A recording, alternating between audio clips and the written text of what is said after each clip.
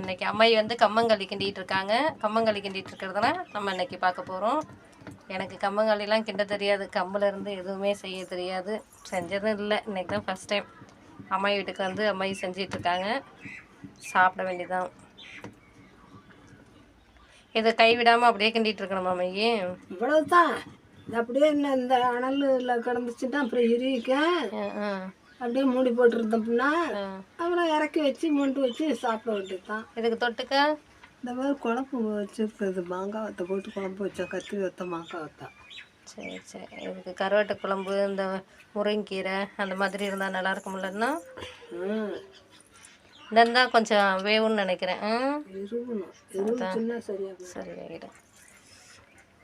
நீ சாப்பிட்றதுன்னா அதான் எங்கள் வீட்டுக்கார் வரும்போது கேட்பாரு, அது மாதிரி செஞ்சு கொடுன்னு. செய்ய தெரிஞ்செல்லாம் செஞ்சு கொடுக்கறதுக்கு.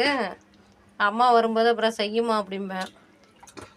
ஒரே ஒரு நாள் எனக்கு உடம்பு சரியில்லாமல் இருக்கும்போது அம்மா செஞ்சது வாய்க்கே எதுவுமே சாப்பாடே போகவே இல்லை. கரைச்சி விட்டு குடிக்கலாம்.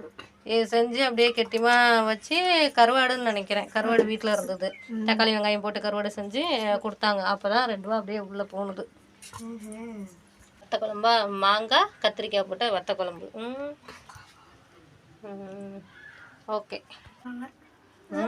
அப்போ இதான்